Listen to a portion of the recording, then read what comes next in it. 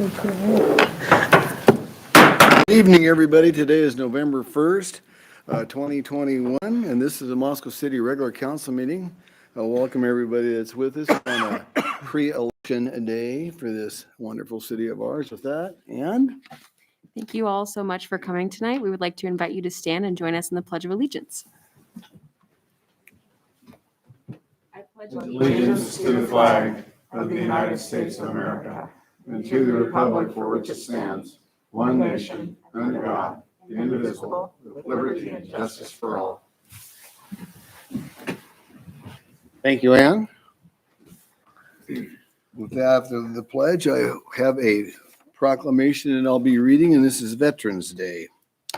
Whereas November 11th is the anniversary of the armistice signed by the Allies and the Germans in 1918, which ended World War I after 4 years of conflict, and whereas President Woodrow Wilson issued the first Armistice Day proclamation in November of 1919 and set the tone for future observations by observing that to us in America, the reflection of Armistice Day will be filled with solemn pride in the heroism of those who died in the country's service and with gratitude for the victory, both because of the thing from which it has freed us and because of the opportunity it has given America to show her sympathy with peace and justice in councils of the nation. And whereas the name was changed from Armistice Day to Veterans Day by an act of Congress in 1954, when then President Eisenhower called on citizens to observe the day in honor of all who have served in America's wars through the years. And whereas more than 115,000 veterans of our nation's military reside in Idaho, and almost 5,000 of them live in our area. And whereas our nation is indebted to the service men and women who have made great sacrifices, endured long absences from loved ones, and suffered injury or death to protect the homes and families. And whereas local organizations, businesses, and the University of Idaho have committed their time and involvement towards numerous tributes and celebrations in honor of our service men and women, whereas Veterans Day is an opportunity to honor our nation's veterans for their patriotism, willingness to serve, and sacrifices. Now, therefore, I, Bill Lambert, the mayor of the city of Moscow, Idaho, do hereby proclaim November 11th as Veterans Day in the city of Moscow, and I urge all citizens to observe Veterans Day, to participate in events within the community, to honor our local veterans, to reflect upon the sacrifices made by America's military personnel, and to preserve and promote enduring peace around the world. With that, I'll move on to the consent agenda, folks. And I would move approval of the consent agenda as presented. Second. Okay, we have a motion by Art and a second by Ann to approve the consent agenda as such stated. I will start the roll with Maureen. Aye. Gina? Aye. Sandra? Aye. Art? Aye. Brandy? Aye. And Ann. Aye.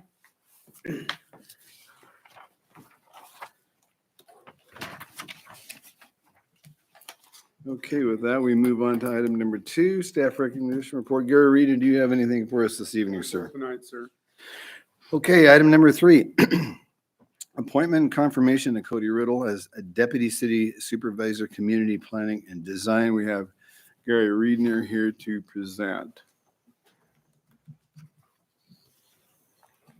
Thank you, Your Honor. I'm here to introduce Cody Riddle as the mayor's appointee as the next Deputy City Supervisor for Community Planning and Design. Cody competed with a field of 16 candidates for the position, and we went through a process, pretty intensive vetting process and interview process. We had an interview team consisting of myself, the other 3 deputy city supervisors, and council president Art Betke. So made a recommendation to the mayor. The mayor interviewed Cody and decided he was the man for the job. A little bit of background. Cody is the 4th generation Idahoan, born and raised in the Magic Valley. He returns to Moscow with his high school sweetheart and wife of 25 years, Becky. Both are proud graduates of the University of Idaho. They have 2 daughters. The youngest is a senior in high school in Boise, and the oldest will carry on the family tradition and graduate from the University of Idaho in the spring of 2022 as a 3rd generation Vandal, and she's here with us tonight as well. Cody is currently the Deputy Planning Director for the City of Boise, having served nearly 18 years there, where he started as a front desk planner. In addition to public service, Cody has experience in the landscape design and construction industry. If confirmed tonight, Cody's first day in the role will be December 6th. So with that, I would present Cody Riddle as Mayor Lambert's appointee for confirmation. Okay, well, I would move acceptance of the mayor's appointment of Cody Riddle. Second. okay, we have a motion by Art and a second by Gina to approve Cody Riddle as Deputy Director Supervisor, Community Planning and Design. I'll start the roll with Ann, Aye. Brandy, Aye. Art, Aye. Sandra, Aye. Gina, Aye. and Maureen. Aye. So he is so such confirmed. Super. So now I'd like to ask for Cody to come up and address our council as well as our city here. So welcome, Cody.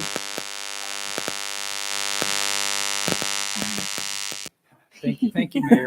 We had to give you a little buzz there. That's just part of the deal. Grand entrance. You know, well, we buzz you. We don't shock you, but we buzz you. So Well, thank you, Mayor and members of council. It's certainly an honor and a privilege to be in front of you this evening with, again, my wife and my oldest daughter at my side. This recruitment process, as Gary mentioned, was actually one of the more intense things I've been through in my professional career. Did culminate with a great conversation with the mayor. But I do have to share a quick story about our talk. He asked a series of questions, some of them serious, some a little more lighthearted. And I really felt like our talk was going quite well, that I was nailing it. But then he really threw me a curveball. Something I'd never been asked before, I guess, in the context of an interview, and certainly didn't anticipate. He asked what my biggest regret was in life. And I fumbled around very awkwardly for several minutes and finally came up with something. I don't recall. I mean, I don't live life in the past and don't have what I would call regrets. But I came up with something and answered it. But I did tell him that would keep me up at night. And it certainly did. My wife and I actually talked about it quite a bit. And I realized that my biggest regret, probably our biggest regret, was ever leaving this community some 20 years ago. And I think if we had a chance to turn back time, we never would have left then. I couldn't be happier to be returning. We couldn't be happier to be returning. This certainly does present a great professional opportunity for myself, but this is bigger than that to me. It's bigger than that to us. This isn't just a job to me. This is a chance for my wife and I to live out a dream of returning to Moscow. My wife actually embarrassingly cried when we arrived in town the other day, which we come back all the time, so I was quite surprised. So I do want to thank you all for giving us this opportunity. This place is very special to me. It's very special to a lot of people. It's very special to my family. My folks lived here and attended the university. My wife and I followed in their shoes and lived in Moscow and attended the university. And as Gary mentioned, my daughter is carrying on that tradition. Now, my youngest that can't be with us tonight, she's on the fence, but we'll live to get past that as a family. But I really, truly believe that we're coming home. We love this place. We love the character and we love the community. It's the people and it's amazing to us. I'm so very excited to go to work for all of you and along all the wonderful people I've already had the opportunity to meet recently. Gary, Tyler, Jen, Mayor, Council Member Bedke, and so many others. It was quite a blur over the last few weeks. But most significantly, I am excited to roll up my sleeves and go to work for the community because, again, it does matter to me and it matters to my family. So again, thank you all for having me this evening. I'm thrilled and so very humbled to accept this position on behalf of my wife, on behalf of myself professionally, but then my wife and my family as residents. And I appreciate this opportunity to return to Moscow. Thank you. Cody, your interview with me, Cody and I spent an hour and a half together. And one of the things I always like to do, and this is a very important job that he's taken because deputy city directors in our town are very important. They've got a huge amount of responsibility. I was very, very comfortable with Cody all the way through the interview process. And once we got towards the end of the interview, I felt like I had known him for many, many years, as well as his lovely wife, Becky, and family. And so I always do like to throw out a curveball once in a while because about the time I get somebody really, really relaxed, I like to throw something out there to see what happens, to see how they will react. And actually, he reacted marvelous. And so with that, I think that was a great answer. You regretted ever leaving here. And man, how could that be a better answer? But anyway, welcome to our community, your family. We look forward to having you here.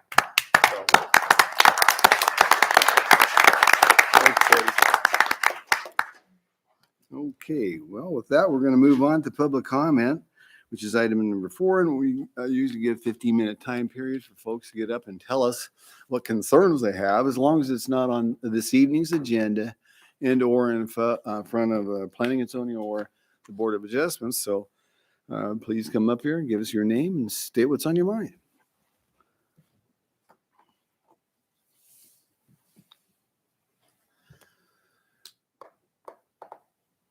Well, you're making it very easy on me this evening, which is nice.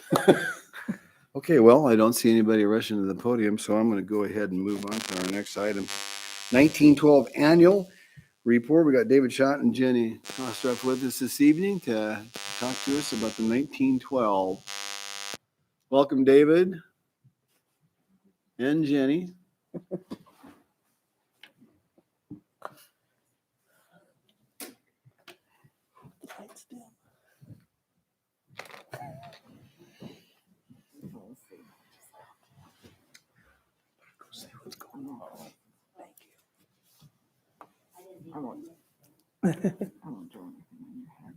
Oh, let's see. I gotta excuse me real quick.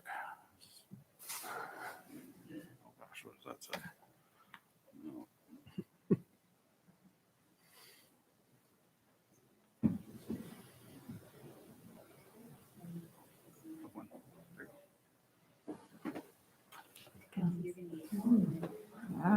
This always makes me feel better. Okay, Corey, give us a hand here. Right? All right. It's not just me. Thank you.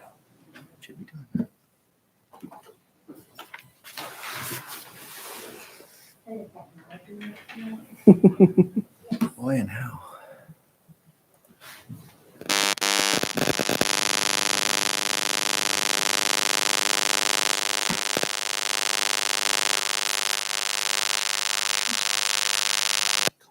Oh, Oh, thank you for that. What about up on the top? Way up. You see the bottom one that gives you the choice. Down. Microsoft, you did it to us.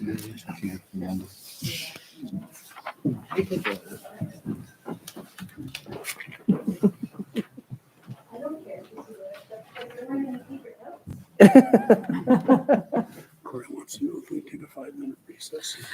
Absolutely. Ladies and gentlemen, it's 7:12. We're taking a 5-minute recess so we can take care of a technical glitch. We'll return.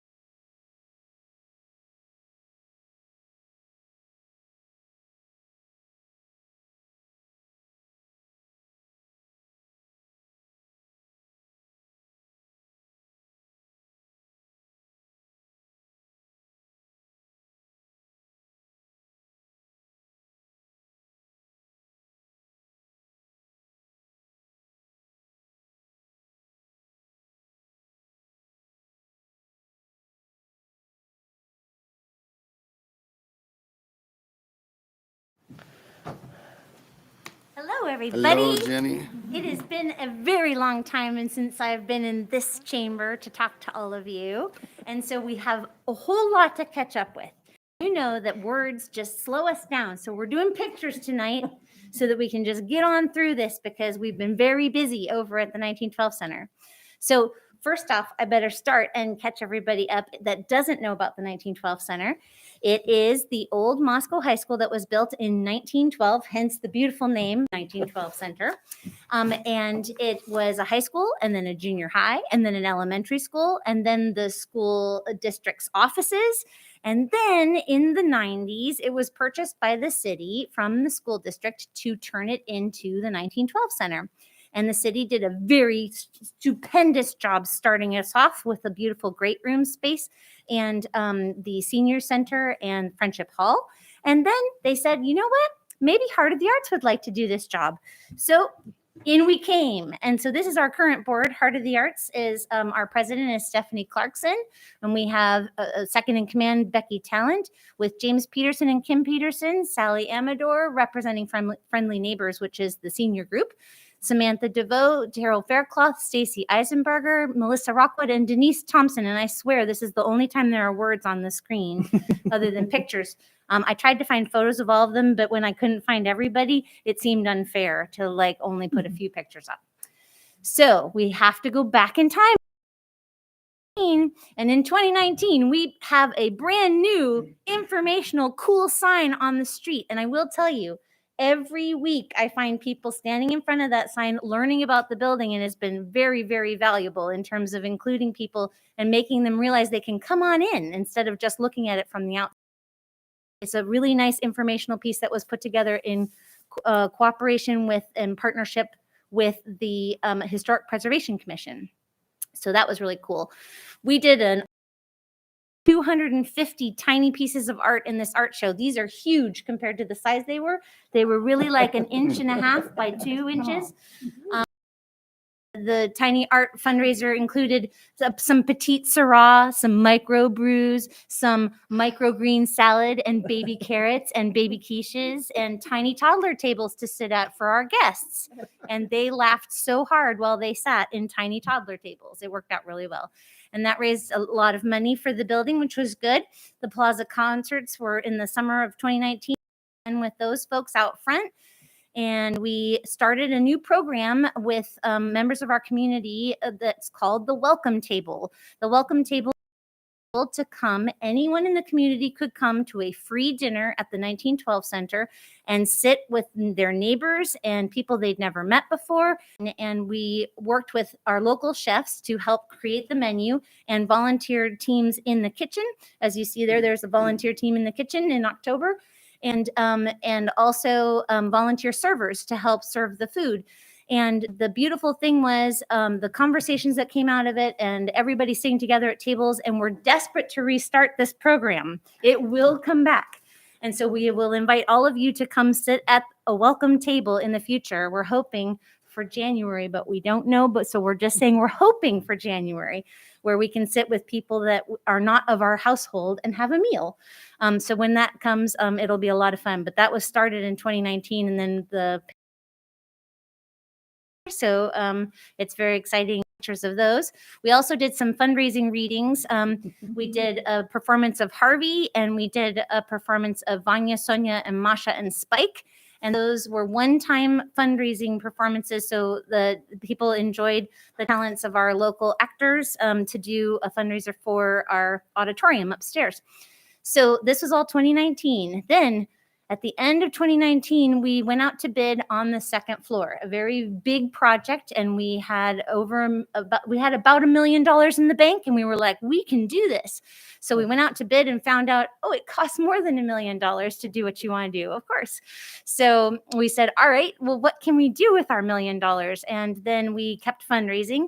And we were able to accept the bid and start the basics of the second floor. So I'm hoping, does this have a pointer thingy? You guys, if I push this thing at the top of it, is it going to explode? You're fine. Okay. Well, I hope not. Technology tonight, you don't know. You got Well, the yeah, so- enthusiasm going here, I Jenny. know We want to keep that will rolling. cause this remote to explode all by itself. Okay, so So for our first phase of construction, which we worked with, Design West was our architect, and Quality Contractors LLC out of Deary was our general contractor. We did the bathrooms on each side.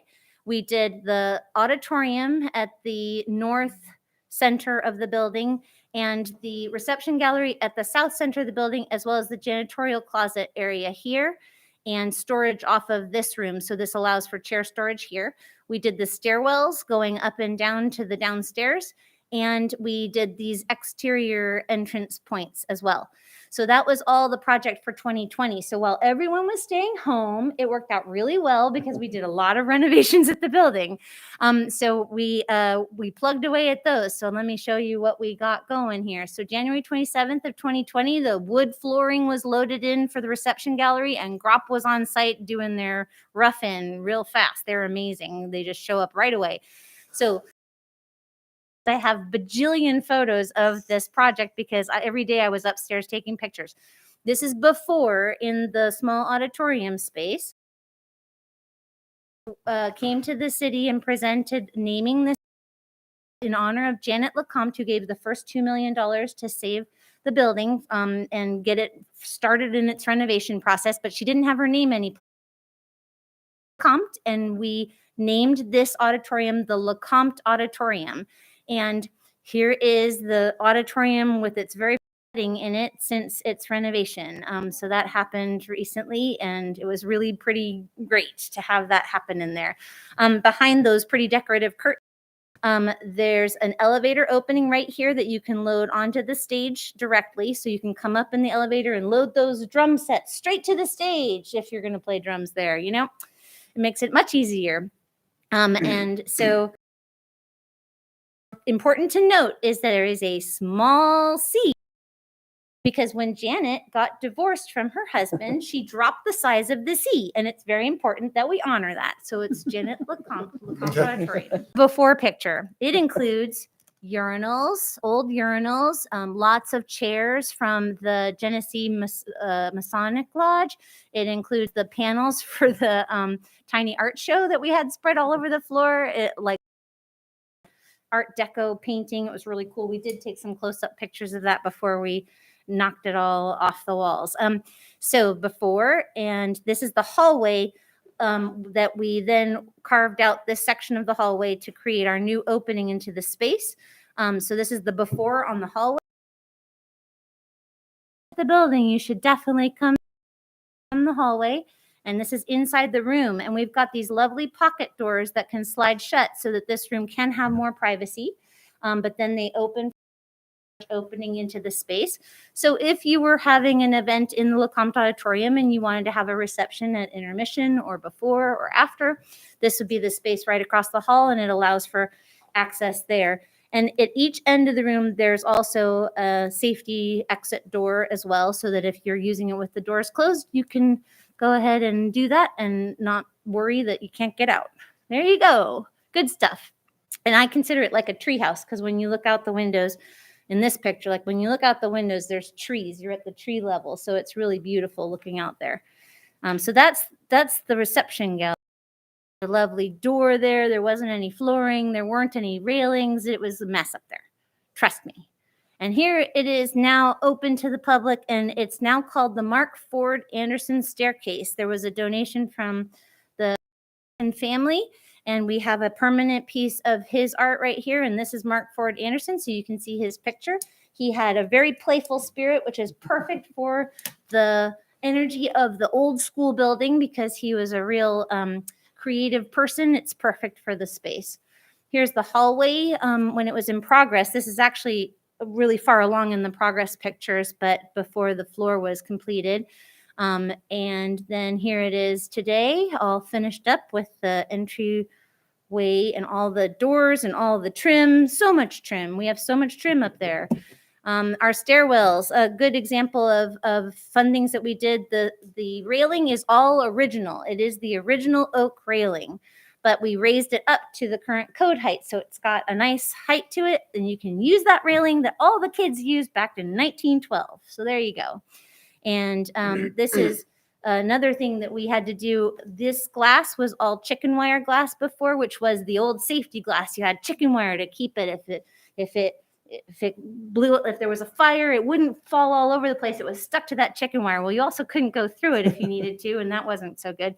So all of that glass got replaced with modern safety glass.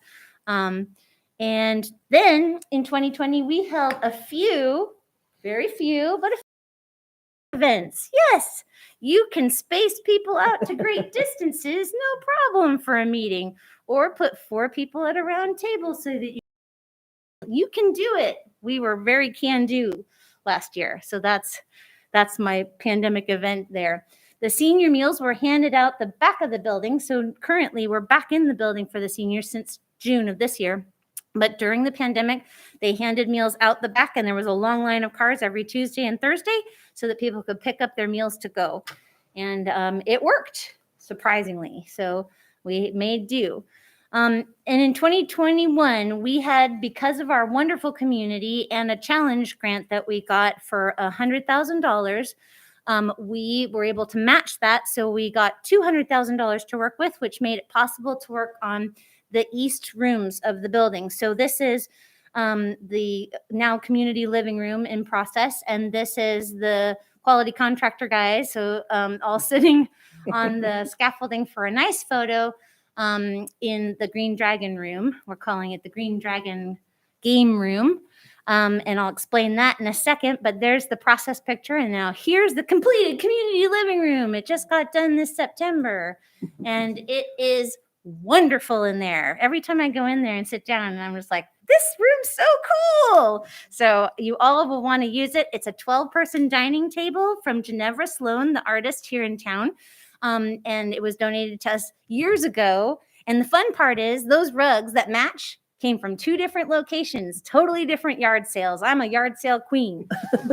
So that room is a lot of fun. It has a kitchenette in it and a full-size refrigerator. So if you're doing an all-day retreat, it makes it easy to have food with you, that you can take care of everybody. And since a lot of our community lives in apartments, this makes it possible to gather people a little easier when you have a small apartment. So please hit me up. It's only $20 an hour to rent this beautiful room. Then we also, across the hall, have the Green Dragon game room. And this beautiful back bar had a previous home in the New Hong Kong Cafe or Kitchen Counter downtown. It's now the site of Worcester's Pizzeria, but before that, this bar was along the wall. And when they were changing ownership, the bar wasn't needed. And they were like, what do we do with this beautiful bar? And I said, we'll take it. I told you I'm good at yard sales. But anyhow, so we moved it all up in 2 pieces. It's a 20-foot long thing. And we actually have a video on our Facebook page if you'd like to watch them move a long bar in with 15 people moving it in.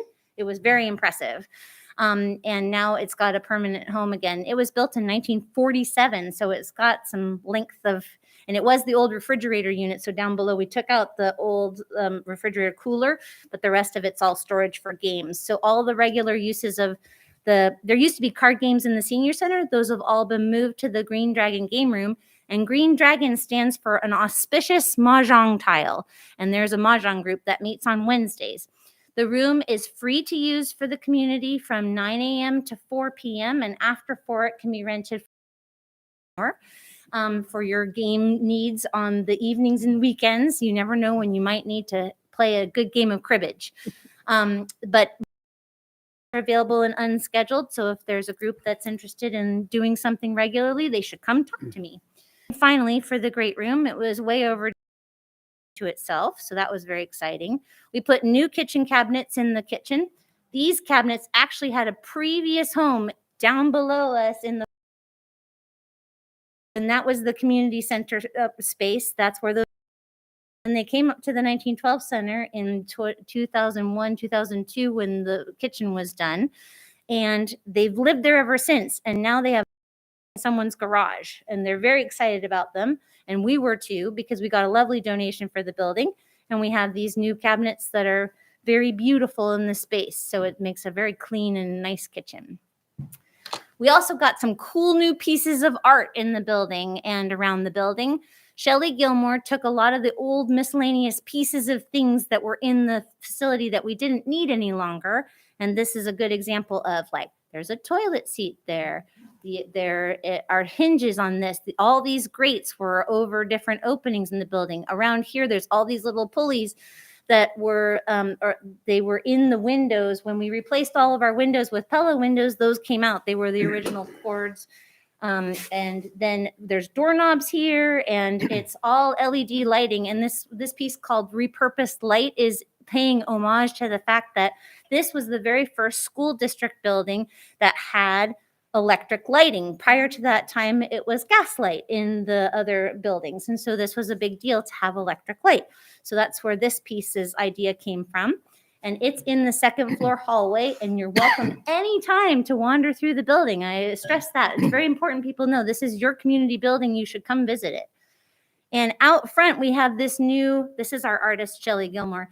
We have a new bench. This is the main entrance to the building, is the southeast corner that faces 3rd Street up above on the landing. If you want to know, that's the main entrance. There's an automatic door button. We have the welcome room right inside there, so you can come find anyone that can help you. So this bench that's out in front is called the hot seat. And it's hard to tell right here, but these are old boiler doors that she used to repurpose. And there's old boiler doors on the ends too. And she used the grates and things, and that the 1912 that she carved out are all the little brass plates that were at the bottom of the kick plates of the doors. So that piece was another one that was made from all sorts of miscellaneous items that we had in the building that needed a new home, and we decided to repurpose them and keep them at the building. So that's the new bench out front. So coming up soon, we're starting our winter markets. That's this Saturday. You can shop from 9 a.m. to 1 p.m. In the past, it had been 10 to 2. This year, shifting it up. People don't seem to want to shop from 1 to 2, so 9 to 1 it is. And it'll be a lot of fun because you can actually, without feeling any pressure, wander around the whole building, because that's what it's all open for.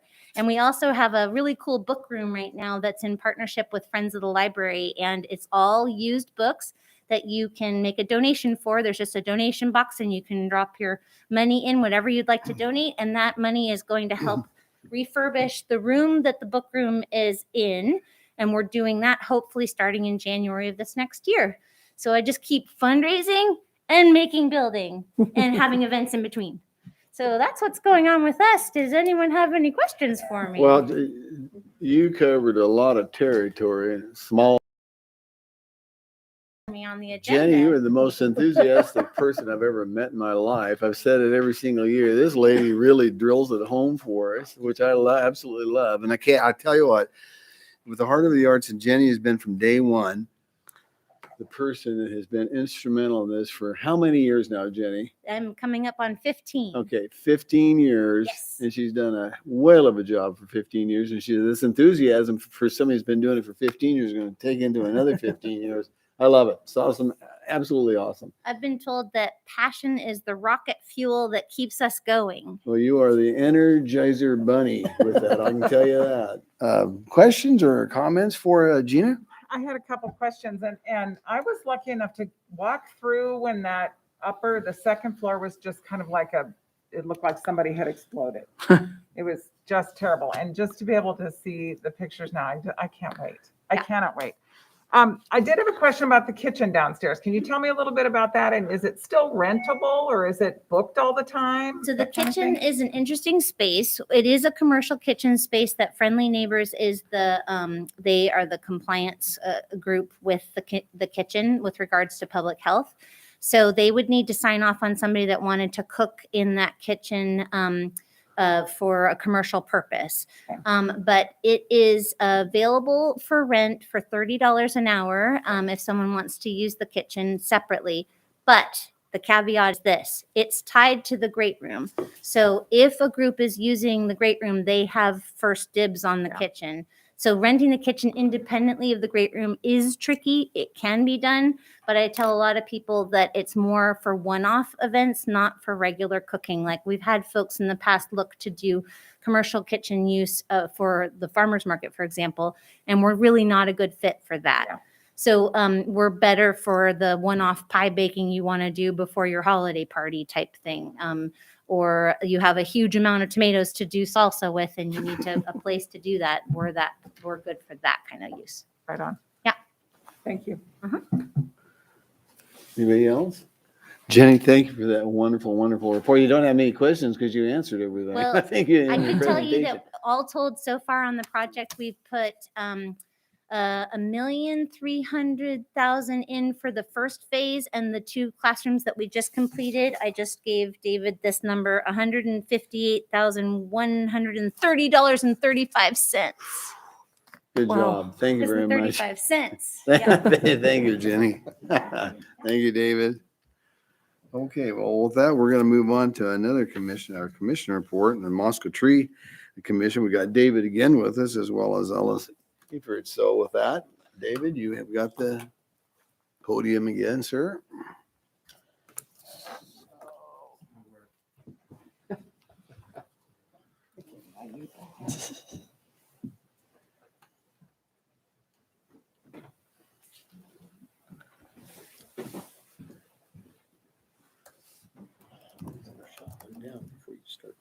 Yeah, I think so.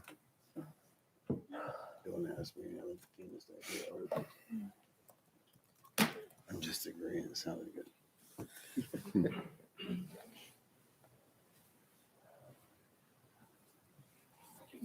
Okay. Thank you, Corey.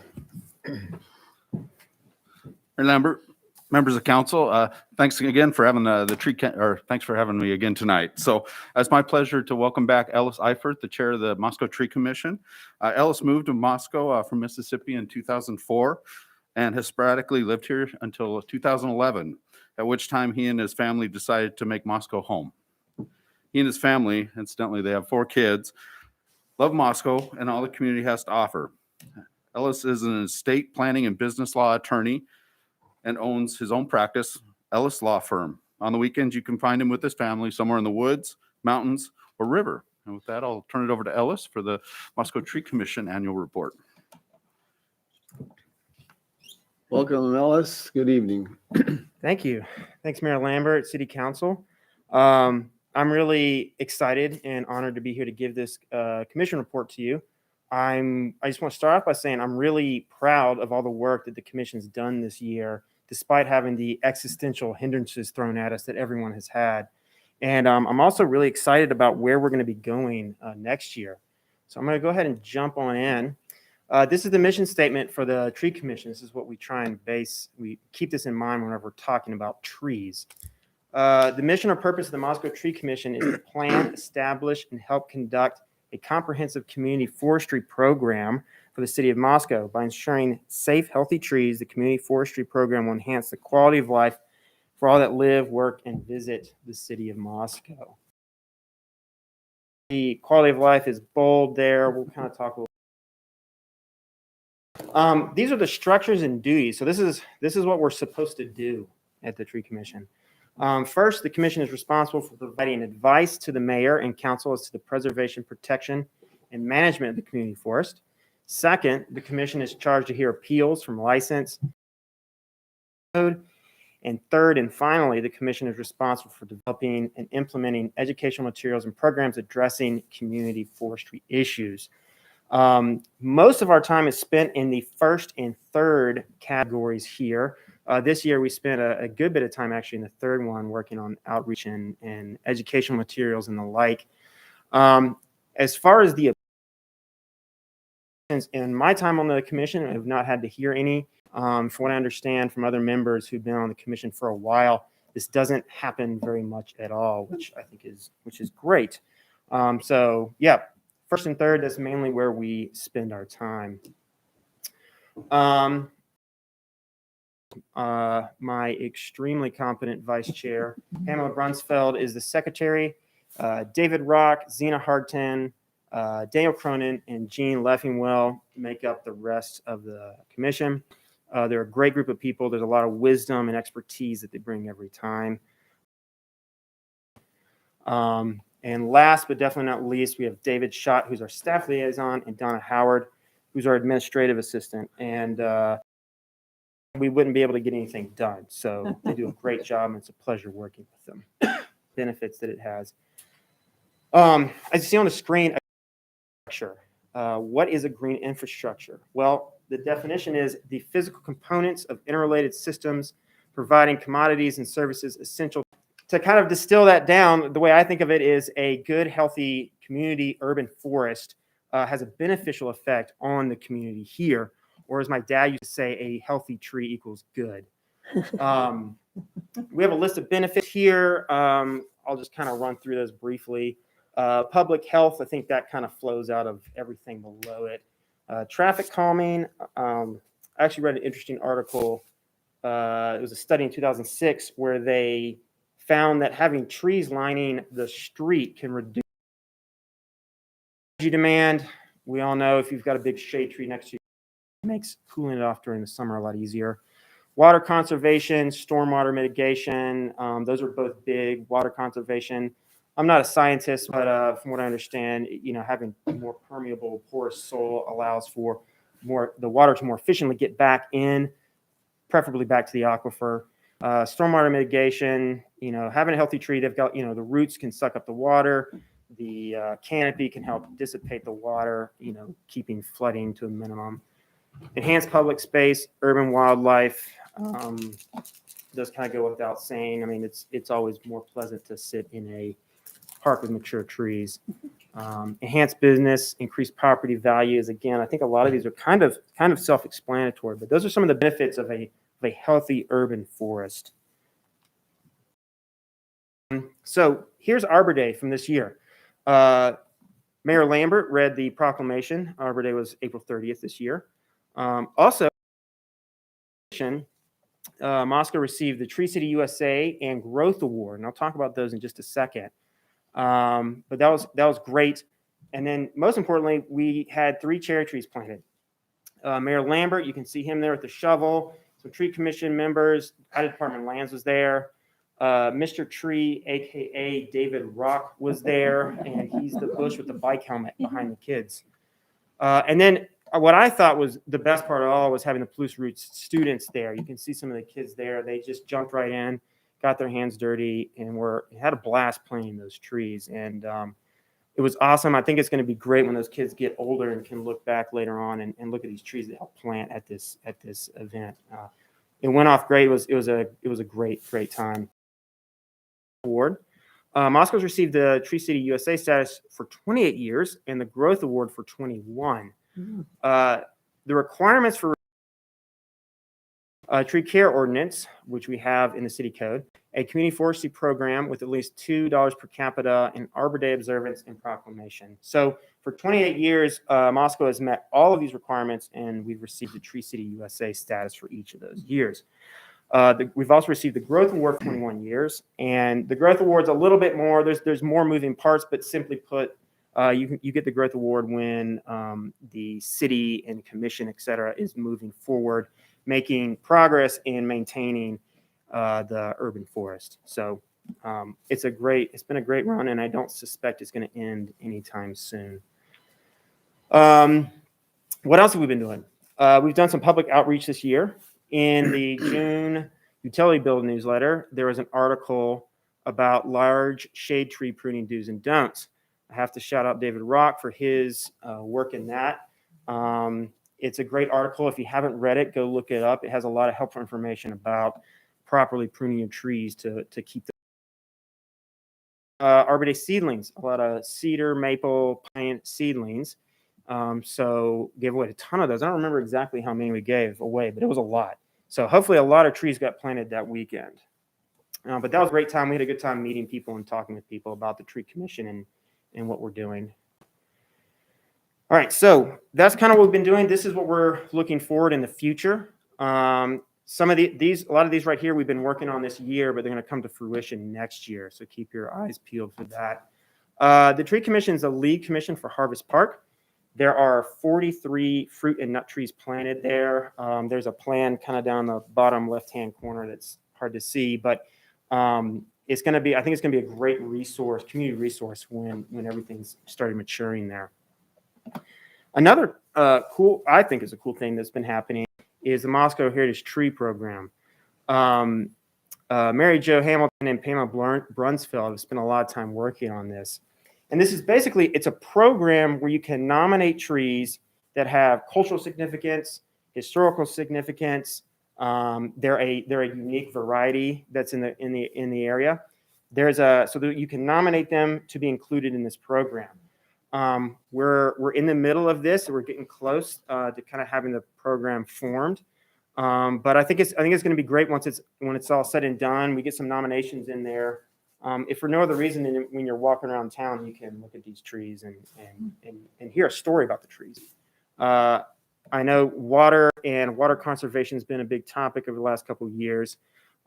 We've been working on some working on this, and I think it's going to be really good. And then also keep your eyes peeled. In spring of 2022, there's going to be a Parks and Rec class on landscaping with native trees. So that's what you have to look forward to next year. I'm really excited about these programs and things that are coming forward. And I think that is it for me, because there's not another slide.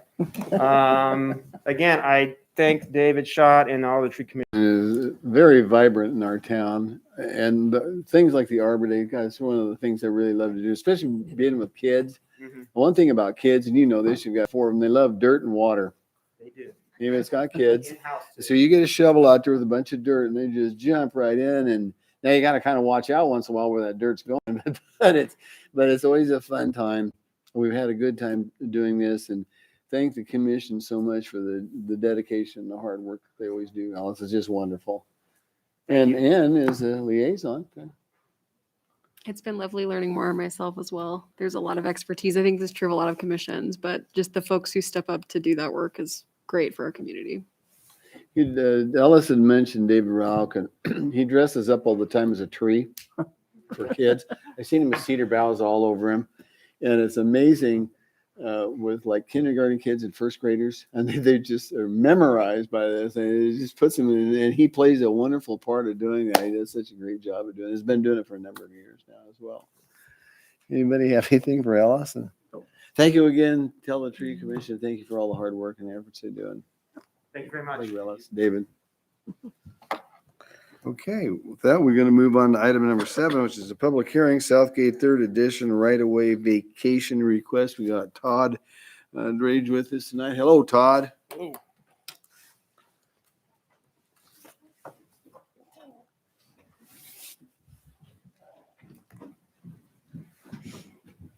Man, you here to help me out? That one? You got it. This guy. Nice. All right, 3rd time's a charm. Good evening, Mayor, Council. Before you tonight, we have a public hearing for the proposed right-of-way vacation for Kismet Court and portions of Castleford and Granville Street. Proposal, Gemca LLC is petitioning Kismet Court and portions of Granville Street. This right-of-way was originally platted as Phase 3 of the Southgate 3rd Edition, and the applicant is currently requesting to replat the property. To do so requires vacating the existing right-of-way on Gemca LLC. Just a little location. Property is south of Robinson Park Road and west of the U of I Nursery. This was originally platted here. Just a little background. Consented, Castleford was extended, and Kismet Court was created. The property is currently undeveloped and due to topography constraints is being reevaluated to come up with a more practical solution for the development. The petitioner has requested to replat the area with a couple of proposals. Shown here is the preliminary plat proposal for the Park Valley Addition, which includes 12 lots, which will be accessed by the extension of a new proposal for Granville Street and Castleford Street. Shown here is the proposal for the Sierra Vista Addition, which includes 8 lots, private street coming off of the new proposed extension of Castleford. In order to replat over an existing plat, Title 50, Chapter 13 of Idaho Code requires a petition to the City Council to vacate the existing right-of-way. It also requires public hearing, written notice of the hearing to be provided to all owners within 300 feet, and a notice of the public hearing be published for 2 consecutive weeks in the local paper. The hearing was sent out. Notice was published on October 16th and 23rd. And to date, the city has not received any written testimony. October 18th for the proposed Sierra Vista and Parkview additions. Council approved both preliminary plats with the condition that a right-of-way vacation request be approved by council prior to final plat. With that, staff recommends to conduct a public hearing and upon consideration of any received, approve proposed vacation ordinance under suspension of the rules requiring 3 complete and separate readings, and then be read by title and published by summary. And with that, I'll stand for questions. Okay, questions for Todd before I open up the public hearing? Thank you, Todd. Thank you very With much. that, I'll open the public hearing. Council. I'm Scott Becker with Hodgson Associates, 405 South Washington. And really, this is just kind of a housekeeping deal. We've seen the proposal for the preliminary plat and held those hearings. Really, to move forward with the final plat, we do have to vacate this right of way. So with that, I would certainly answer any questions, but I don't want to waste your time either. Questions for Scott okay, Scott, we'll go and sit down and we'll see who we would like to come up, and the public hearing is over. For anybody who'd like to come up and speak about this, give us your name and address, and we'll give you 3 minutes to speak on it.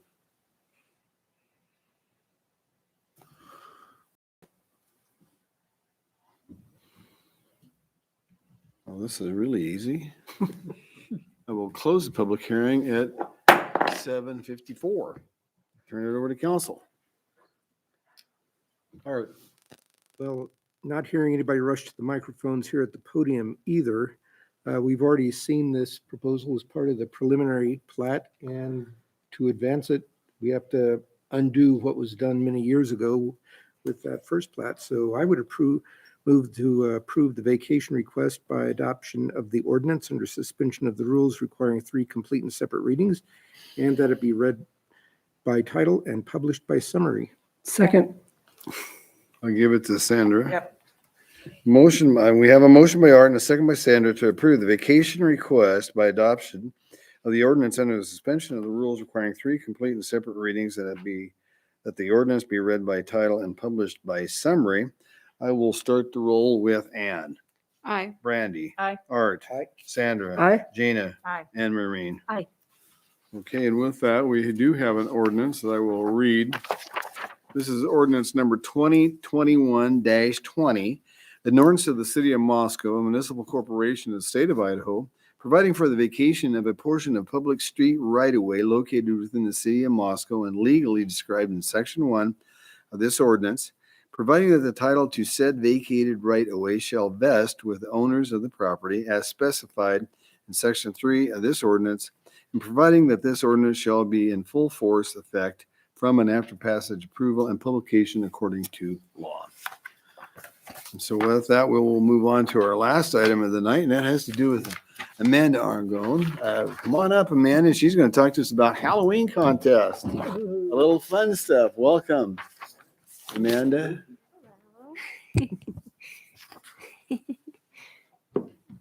So cute.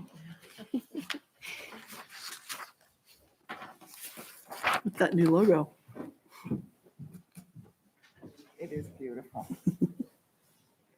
I was watching you. I think they're getting the hang of it, Cody. All right.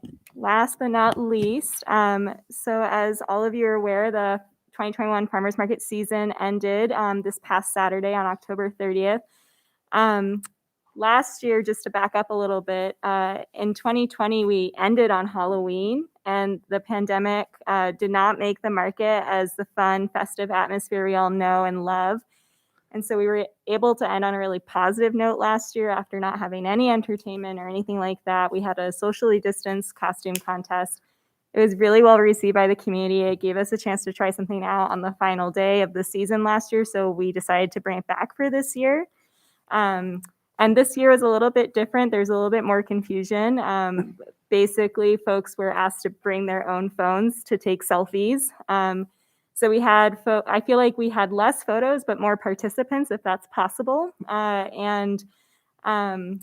Ultimately, we did have 101 individuals complete waivers, but only about 71 actually entered into our costume contest. So a lot of people just wanted to take their photo for their family, for the festivities.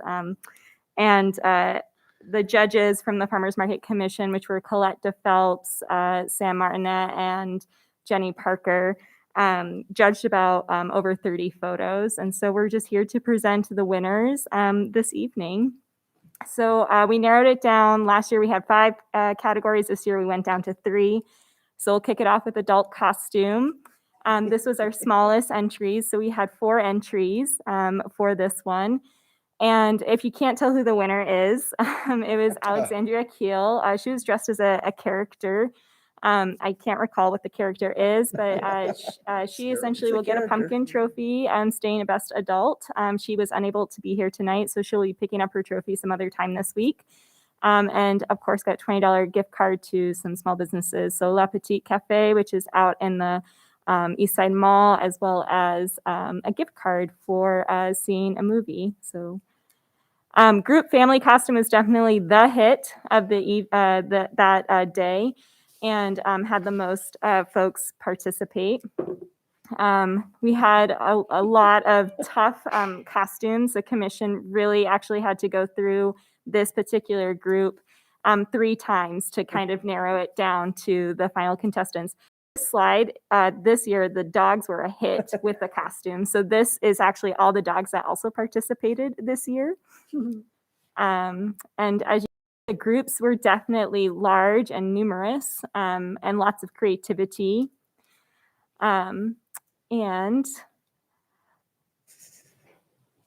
best group / family winner goes to Scooby-Doo and the gang. These are all U of I students, if I'm not mistaken. They're all in, they actually couldn't be here tonight. They all had a rehearsal because they're theater kids. But they did send a representative up. I believe Keith Hansen, Nick's dad, is here as a designated Scooby-Doo representative to get the trophy. So, Keith, if you'd like to come up. And all of the kids know what's coming to them. So just, you can't hide anything for yourself. That's the trophy for them. And then there are gift cards in there for you and to give to the kids. So, thank you. Yeah, thank you so much. Hey, how about a round of applause? Halloween, you gotta have a little fun with life, and so these types of things, man, are just absolutely wonderful. I love this sort of thing and enthusiasm, and it brings creativity out in people, kinds of unique stuff. So, well, we have the best one yet in the last category for youth costume.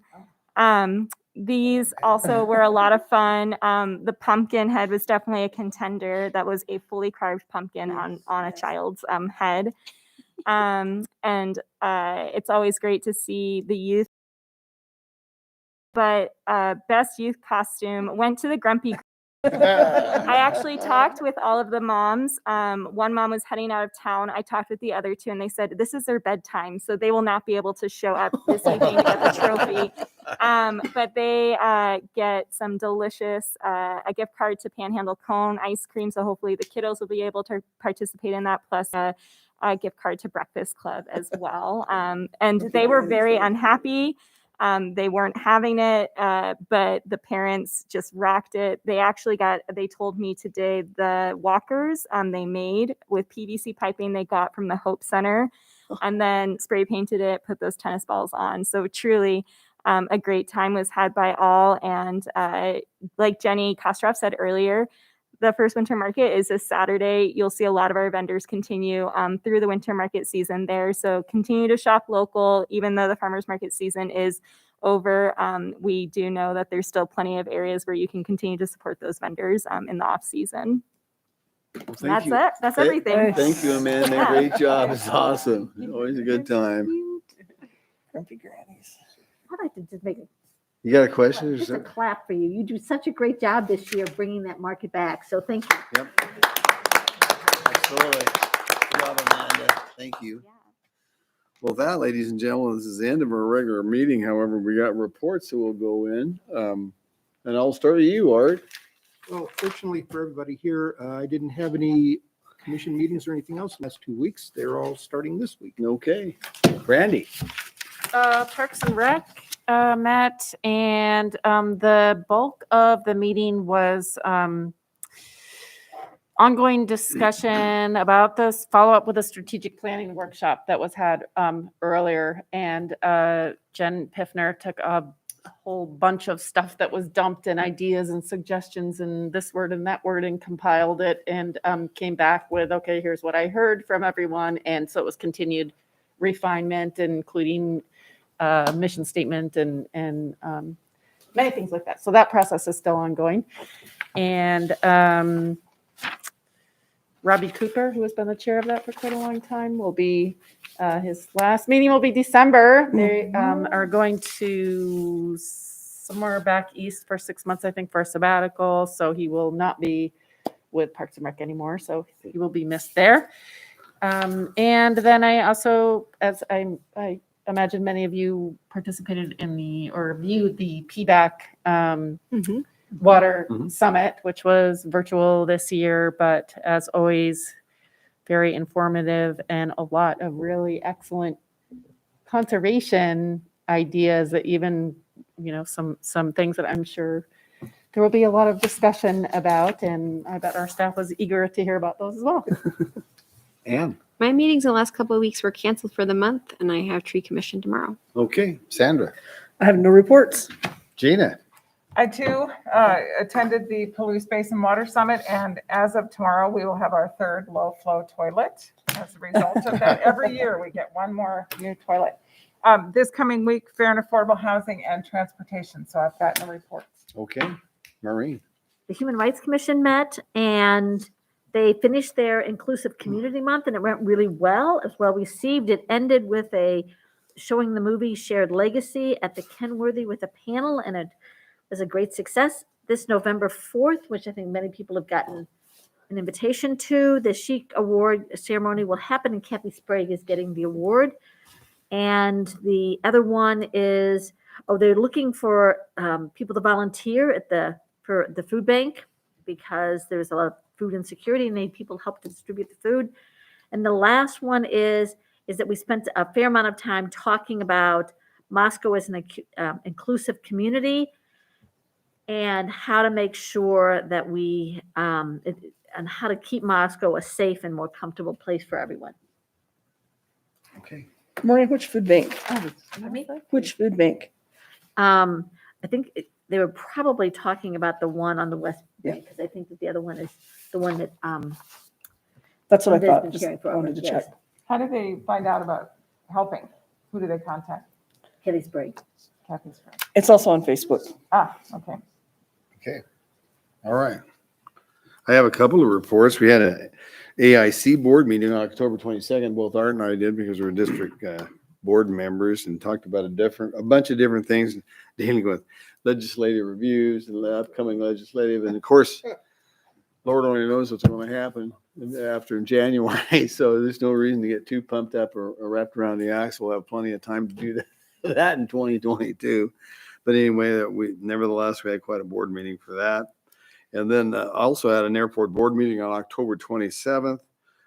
We approved our next budget for the budget year 2022 coming up. We're moving forward. And that reminds me, we do have an airport terminal workshop here next Monday evening, right, Gary, at 5:00. Yes, sir. And we are going to be talking about the terminal and what our role as the city of Moscow as one of the sponsors will be within that role. Tony Bean will be here and give us a good presentation. So I'm looking forward to that.